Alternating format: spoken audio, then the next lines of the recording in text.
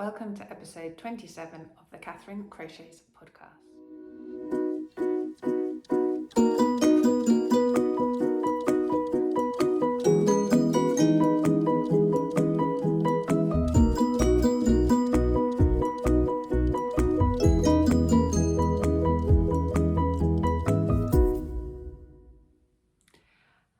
Hello, my name's Catherine. I'm a crochet designer from South London in the UK, and welcome to my crochet and knitting podcast.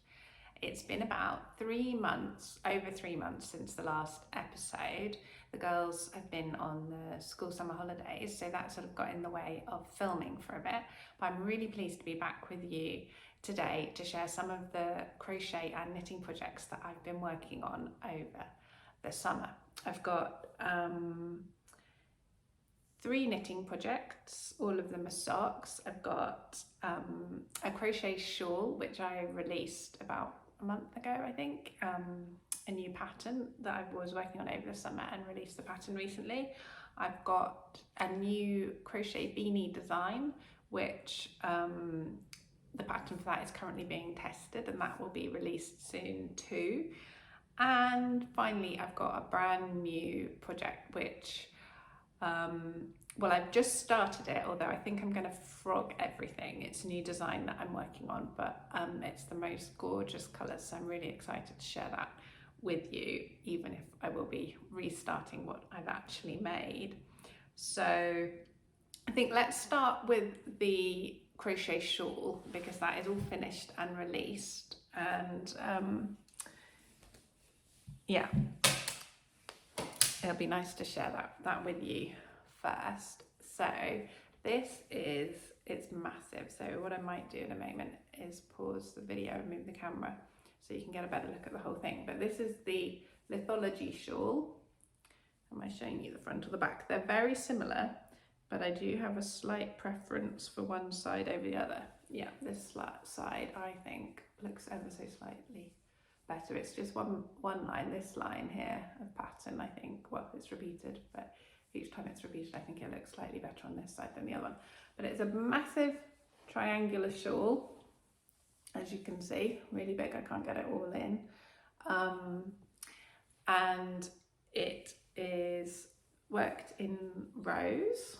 So you start on the bottom edge here with the longest row, and then up one side, this side, you decrease your stitch count at the end of each row. This side is completely straight, so you keep decreasing until you get up to the tip. And this, I found, was a really satisfying way to crochet, because initially the rows take the longest time to work because they're quite long and have quite a lot of stitches, but as you progress, it feels like you're speeding up.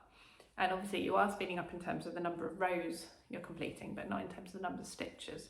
But yeah, so the last bit, the rows get super short and you just whiz through it to reach to the end. So it's much better than blankets and projects that are made in the round, where the rows just get long, well, the rounds get longer and longer, and it can get a bit demoralizing at the end when they take forever to complete. This is the opposite of those sorts of projects. You just get faster and faster. So I made this for the HOBBII Elements challenge. So the yarn comes from the HOBBII yarn company, which I've worked with before, and they do a number of challenges throughout the year where designers and makers, both knitters and crocheters, can choose from a selection of yarn. They invite people to take part, and you can choose from a selection of their yarns, different ones for each challenge. And then there's a sort of a brief of, normally in terms of the style and also the type of product that they're looking for, whether it's small quick makes or blankets or garments or accessories or that sort of thing. So the brief for this one was to be inspired by the 4 elements, or either all of them or just one of them. So earth, water, air and fire, and to I can't remember the range of products that they were interested in, but it definitely included shawls. So I decided to make this shawl, which is, I think I said already, if not, this is called the Lithology Shawl. Lithology means the study of rocks, and the patterns are kind of inspired by the sort of patterns that you get in rocks and minerals in like the Earth's crust, as you're looking down at the different layers of rocks and minerals that you might find. So that's where the inspiration came from, and also the choice of colours as well. It's sort of lots of neutral, earthy tones that you might find under the earth, under the surface of the earth. But obviously you can make it in whatever colours you want. The yarn is HOBBII Friends Merino Extra Fine, and well, HOBBII classify it as a 4-ply weight yarn on their website. On Ravelry have it, I don't know if Ravelry do it or HOBBII did it when they uploaded the yarn, I don't know how it works, but Ravelry have it classed as a 5-ply yarn. It's definitely thinner than DK because I've worked with it before and then made the same thing with DK yarn, and it was definitely, the DK yarn was definitely thicker, it worked up bigger. But it does feel like quite a relatively plump 4-ply yarn compared to some other 4-ply yarns that I've used. So it's perhaps more comparable to a sport weight or a 5-ply, then that might be why it's listed as 5-ply on Ravelry. But it is really, really soft and smooth and warm too, obviously being merino. So I'll pause the video now and just do a bit of footage to pop in here showing you how it looks from afar so you can see the whole thing in one go. Right, so I've moved the camera back a bit so you can see just quite, I still can't fit it all in, can I? But you get more of a sense of how big it is. There you go. And obviously it is perfect for wrapping around and keeping warm, either like this, just sitting at home. I work from home, and rather than having the heating on high all the time, it's much better, I find, to pop something warm over my shoulders, or you can also wear it like this. And it is super cozy and warm, and it's really nice having that extra size just to be able to have plenty of shawl to get wrapped up in. Taking it off again now just so I don't get too hot, because like I say, it is lovely and cozy and it's not that cold yet, even though the temperatures have dropped a bit.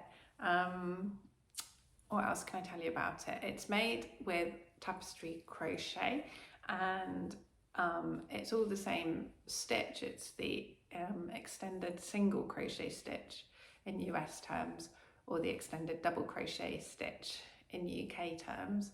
And I like this one because it's quite a small stitch, so you get a nice amount of definition in your patterns, and it's not as sort of elongated as a double crochet or treble in UK terms, but it's not as tight as a single crochet. That extended bit makes it a little bit more drapey, so it's not a stiff fabric, it's still got a really nice drape to it, as you can probably see. So the pattern was released a few weeks ago now, can't remember how many exactly, and it is available on Etsy, Ravelry, Lovecrafts, and also I think it is now, I'll put the link below, on HOBBII's own website.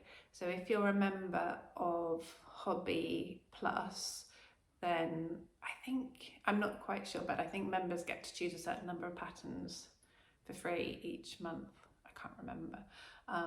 But if you're a HOBBII Plus member, you'll know. And even if you're not a HOBBII Plus member, you can still buy it from the HOBBII website if you didn't want to get it from Etsy, Ravelry or Lovecrafts. And the version on the HOBBII website is translated into a range of other European languages as well. So if you wanted to get it in a language other than English, a European language, then have a look, and there's a range of different languages that it's available in, I believe.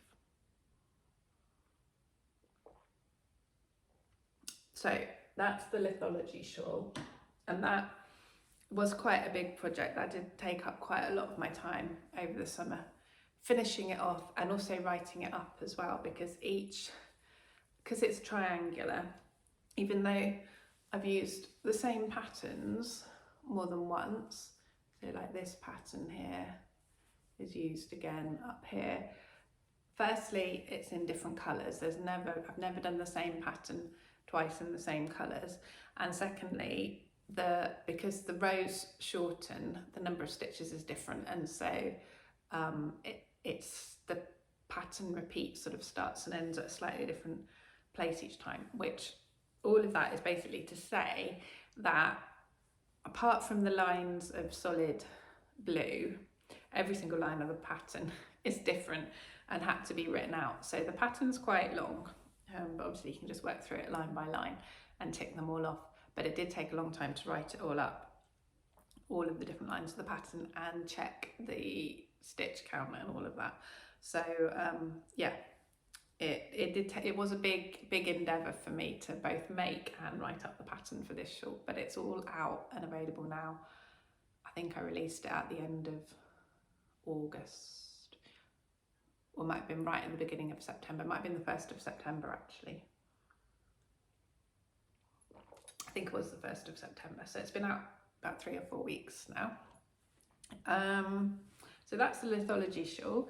Let's have a look at some knitting next, because that was a sort of projects that I had going on at the same time over the summer and working at the same time. I think I spoke about them in my last podcast, sorry. I can't remember for sure, but I just like, both my girls wanted me to knit them some socks. I'm quite a beginner knitter. Before the socks I'm about to show you, I'd only knitted 2 pairs of socks, both for myself.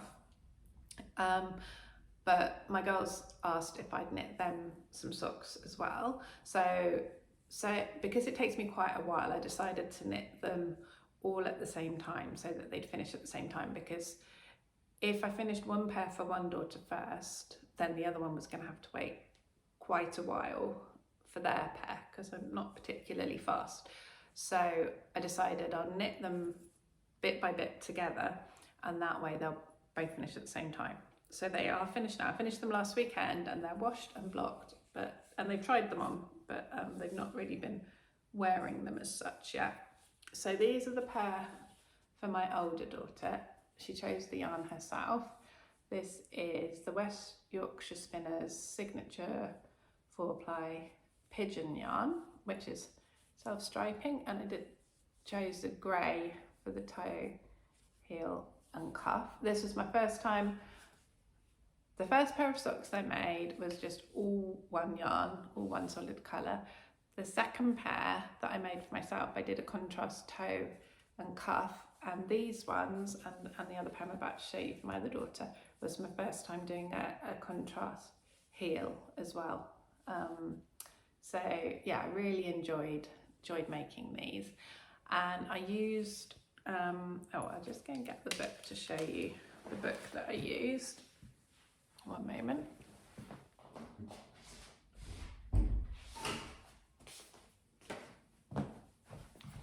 So, like I say, I've knitted socks before, and I used the first pair. I followed a pattern from Emma Potter at Potter and Bloom. I think it was the October socks, and the next time I knitted a pair, that's quite a simple pattern, but it does have a sort of slip stitch bit to the pattern on the leg and the foot. And the next pair of socks I made, I just used the same pattern but ignored the slip stitches to make it just into a vanilla sock. I was quite happy with that, but these ones I wanted to make in different sizes because for my, well, especially my younger daughter, her feet are a bit smaller. And there was a few bits where I wasn't quite sure I was doing it right. So I got this book.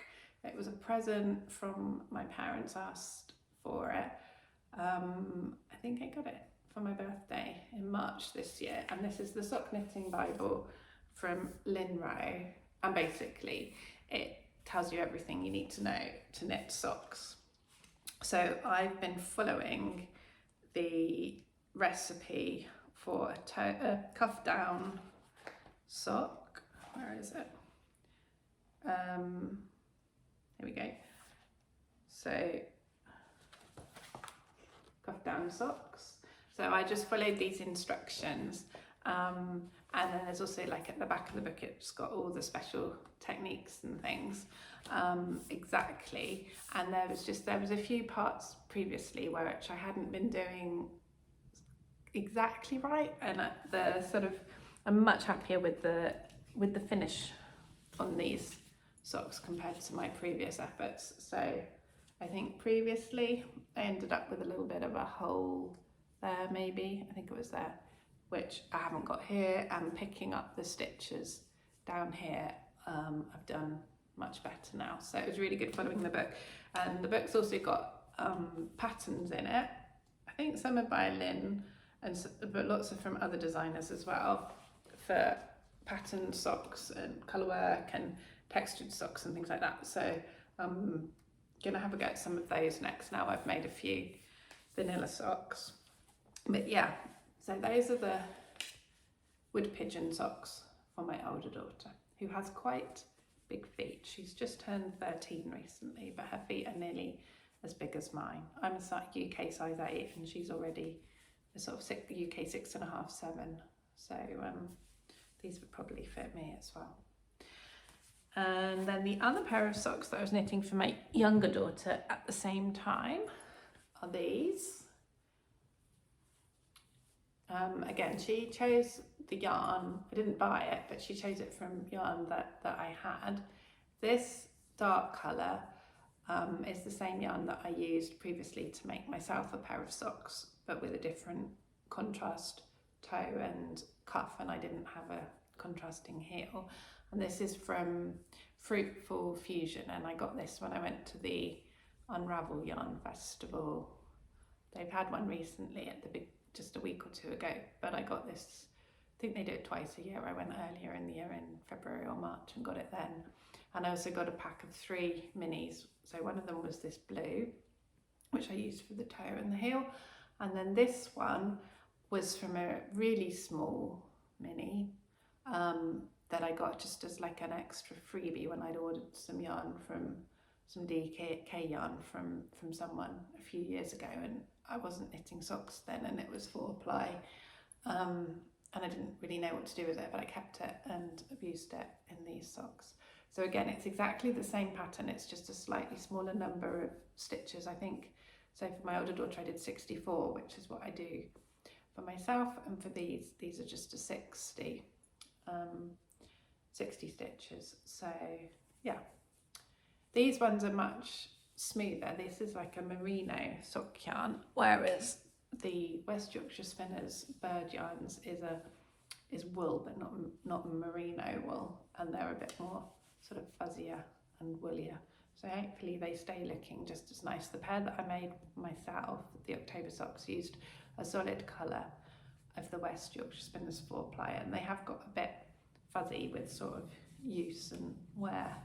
I don't know what you can do about that really, but I think hopefully these merino ones should stay soft and smooth for a bit longer. So now I've shown them to you on the sock blockers. I'll be able, the girls can take them off, or I'll take them off and they can start wearing them, so that'll be good. And then let's stick with socks for a little bit longer. So as soon as I finish those, I wanted to cast on a pair for myself, and there were lots of things I wanted to try. Like I said, I wanted to try some of the patterns at the back of the sock Bible book, but I also just fancied making a stripy pair of socks. So I bought this yarn a year ago. When I bought some of this is again West Yorkshire Spinners signature four ply, and I hadn't started using it yet, but I decided to make a pair of stripy socks in red and blue. So I haven't got very far yet, but I'm really pleased with how it's looking. So I'm going to use the blue.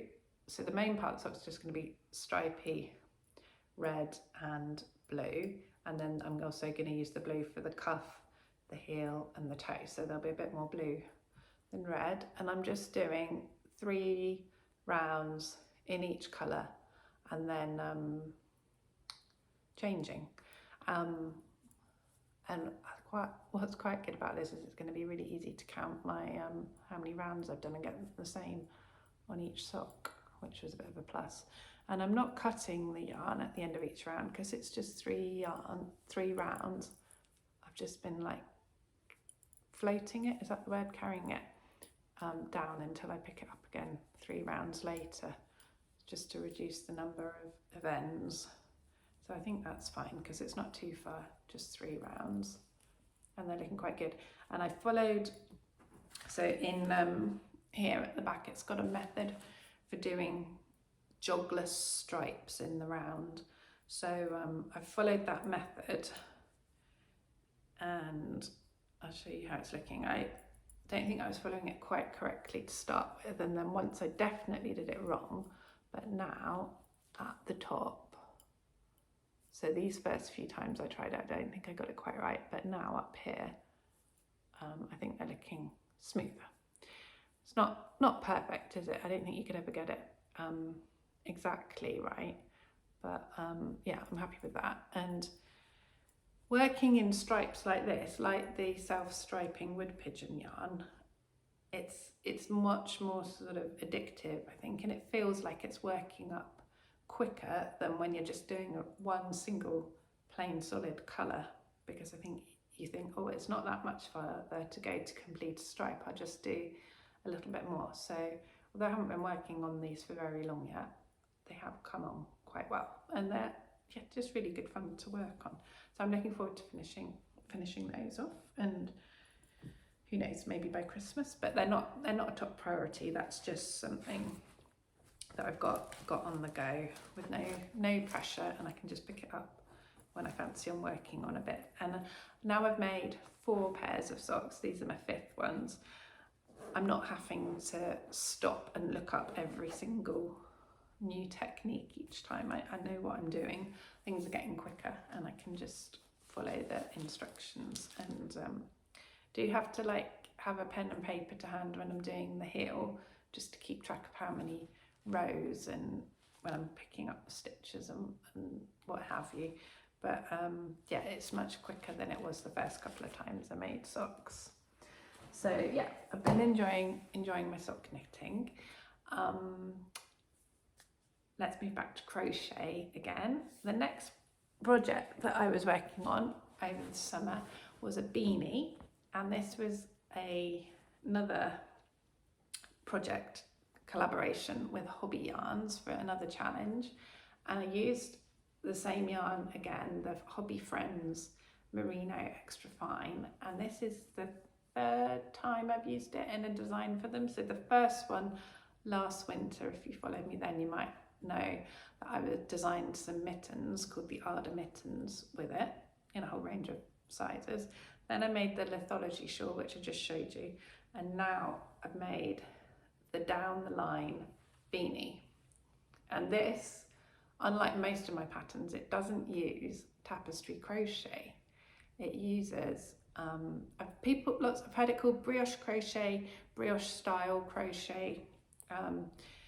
You get brioche knitting, and I think it's looks similar to that, so I think that's why it's called brioche style crochet sometimes as opposed to brioche crochet, but it probably doesn't matter what you call it. But yeah, it's called the down the line beanie. I'm going to add a pom-pom to the top of this one. It's made with the same yarn as before. To make it, you need 2 balls. Well, to make this, you need 2 balls of a main colour, grey, and 1 ball of a second colour, pink, and then this is how much I've got left at this stage, so it's plenty to make a pom-pom to go on the top. So that'll be my job for this afternoon. Hopefully I'll get it done. And yeah, because I think it will look better with a pom-pom finished on top.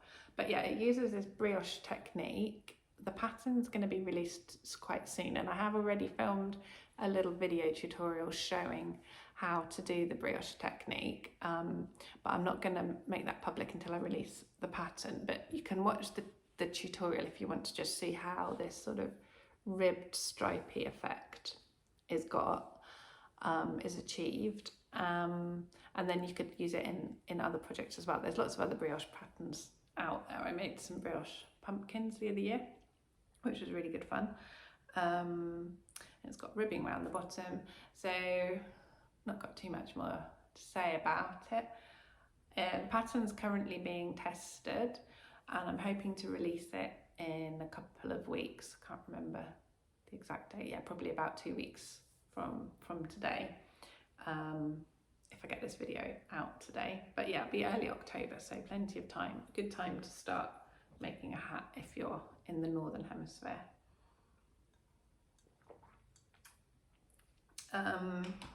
Yeah, then I've also made a second one, which these colours, so the challenge was it was called a Japandi, I think that's how you're supposed to say it, challenge from HOBBII Yarn, and the idea was to make something inspired by both Japanese and Scandi influences. So all the colours there was like pale greys, pale pinks, light beiges, those sorts of colours. So this one was like spot on with the sort of colours that they were asking us to use. But although I like the fit of this hat, doesn't look too bad, does it? But I don't really think of these light colours as they're not really me, the sort of pale colour. So, but my younger daughter's quite keen to have this hat, and yeah, I should say she's 9, going on 10 soon. Fits her fine, fits me fine. It fits like a range of sizes because it's got a bit of stretch. But I wanted one in some darker colours, so I had some yarn. So it's the same yarn left over from my Lithology Shawl, and I decided to make myself one in some darker colours. But I thought I had, like I said, you need 1 ball of the second colour for the stripes, and I couldn't remember how much I had left at the end of this one, and I thought I had enough of the brown yarn to make this one, but I didn't. So the top bit of this one I stopped using brown and switched to just doing it all in the blue. I've still got plenty of blue left over, but I quite like that actually, how the stripes finish, the difference between the two. It's nice to have the difference. I do like the sort of pattern you get on the top of that one as you do the decreases, and you only get a tiny bit of that on this one because you can see some of the blue joining together and some of the brown lines stopping earlier than others. But yeah, I didn't have enough to do the whole thing, but I do quite like it there. But I don't think blue pom-pom, I'm not sure if I'm gonna add a blue pom-pom, but I like the colours are very much more me. This sort of tealy colour, as you can see, is very much my colour. With short hair and glasses, I'm not really brilliant wearing hats, but when it's cold, it is nice to put one on. So I'm quite pleased with that one, and I might leave it pom-pomless, I'm not sure yet. But yeah, really pleased with that, and I'm probably going to make another one as well in a light grey and a dark grey for my other daughter. She's requested one, and I've got a bit of that left over as well, so hopefully enough of that. But yeah, this is the down the line beanie pattern, and it will be coming very soon. And I should have said ages ago as well, I missed all the like housekeeping-y, admin-y bit out at the beginning, didn't I? I'm out of practice. So I have an email list, and I'll pop a link to it below. And so if you want to be notified when the pattern is released, then you can sign up to that email list, and you'll get an email when the pattern's released. And I also send out a discount code to all my subscribers whenever I release a pattern that is bigger than the discount that I share publicly on social media. So if you want to get the biggest discount as well as being notified when it's released so you don't miss it, sign up to my email list, and you'll get that. And you also get 2 free patterns when you sign up as well, so it's definitely worth signing up for that. I suppose I should finish off all the admin as well, tell you where you can find me, which is on Instagram, Facebook and Threads now as Catherine Crochets. I'm also on Pinterest, and I have a website as well. That's about it, I think. Yeah, so I'll put links below to all of that if you want to follow me anywhere else around the web. Obviously, I'm here on YouTube too. Yeah, so that project, yeah, this one I started in July, finished in August, and this one I just finished this week. And yeah, really pleased with how this design turned out. It was exactly sort of how I was hoping and thinking it would. So I'm quite excited to release that pattern in a couple of weeks as well. And it's been really nice seeing what my testers have done so far on theirs. Right, final project for today is another. I've been doing lots of collaborations with HOBBII recently, and it's great. This is another one, and it's really nice because you get to choose from all their lovely yarn, and like this merino yarn it's not super expensive. It's very good value, but it is obviously more expensive than say like a DK acrylic yarn. So it's really nice to be able to choose special yarns and use them in my designs and projects. So the next project challenge that I'm working on with HOBBII is called the HOBBII Cosy Challenge, and the aim is or the brief is to design either a blanket or a cushion. So blankets, obviously, if you know me, are right up my street. I have a lot of blanket designs, so it was really nice. Most of HOBBII's challenges seem to be more garments and accessories and little home-weary things. So it was nice to have a blanket project. And I thought, I could have used the HOBBII Friends Merino. I think that was an option. I could have used it again, but I thought, let's go for something different this time. So I went for, I'll show you one ball because I'm not going to be able to hold them all up at once. HOBBII Winter Glow. It's a bit shiny on the label there, which is an Aran weight yarn, I believe. And it calls, it's the recommended hook size is 5mm, and it's nearly 50-50. It's 51% wool and 49% acrylic, and it's really nice and soft, and it comes in these big, I think they're 100-gram balls. So I have got it in a whole rainbow of colours because I decided when I saw this yarn, looking at the range of colours, it's a really nice sort of dark, stormy, rainbowy type thing. So I have got it. These two I've started using. I'll show you what I've made in a minute, but I've got it in. Let's do it like this and see how much of it I can hold up. I've got 10 different colours, going from purple through to blue,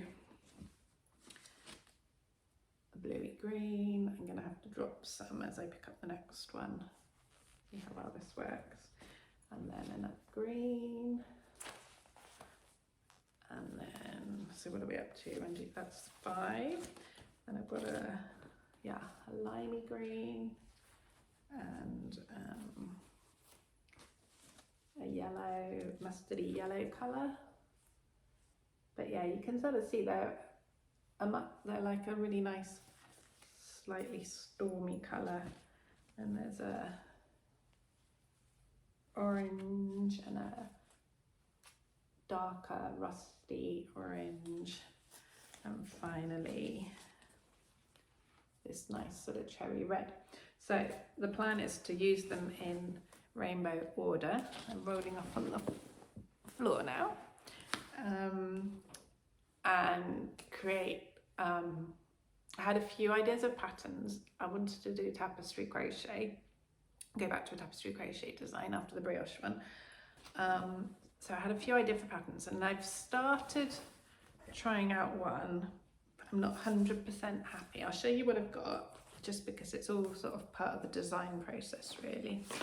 But I'm not yet sure whether I'm going to keep it. I might work it a little bit further and see how it continues, or I might just frog it and start again. So this is how far I've got.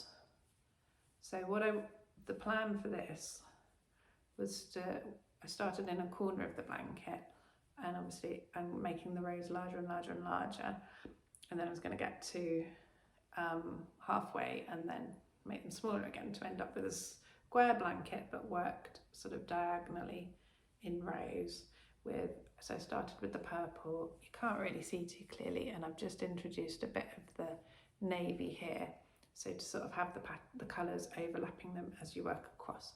But I'm not 100% happy. It might be the hook size, I'm not sure. I need to try about again a bit more. I think the stitches might be a little bit gappy. I think it's perhaps a slightly thinner Aran yarn than some others, I'm not sure. But yeah, I think I'm probably gonna frog this sample, also because it's not quite lying flat either. You can see there it's curling up a bit at the corner, and it would probably be all right with blocking when the whole blanket's made, but I'm already having to sort of stretch out these two edges. So I think I need to kind of rethink a little bit and try again. But I'm really, really loving these colours. Are just so cheery. I think whenever you work in a rainbow, it just makes you happy, doesn't it? And it's so happy to work in that sort of colour palette and colour design. I'm not such a rainbow person sort of around the house. I prefer a smaller range of colours, but every once in a while it's just fun, isn't it, to work on a rainbow project and make something in rainbow colours. So I'm really looking forward to figuring out exactly how I'm going to use them to make this blanket. So hopefully there should be, next time I podcast, which hopefully won't be so long as this time, I'll have a bit more to show you of that design. Yeah, so that's about it for today. My tea is really getting cold now, so I've got a bit left. I should have drunk it more quickly as we went along. But I hope you've enjoyed the podcast. Thank you very much for watching. If you've got this far, please like the video if you've enjoyed it, and do subscribe if you want to keep up to date. And there will be a tutorial coming soon as well of the brioche crochet technique that I've used in the hat pattern that I showed you earlier. So yeah, you'll be notified of that if you subscribe as well, if you want to make sure you see that when it comes out. And thank you very much for watching. I hope you're all well. Do leave a comment. It'd be lovely to hear from you. Let me know what you've been doing while you've been watching, if you've been working on anything, and what you think of the projects. And until next time, have a lovely crafty crochet, knitting, yarny time, and I'll speak to you all again soon. Thanks for watching. Bye bye.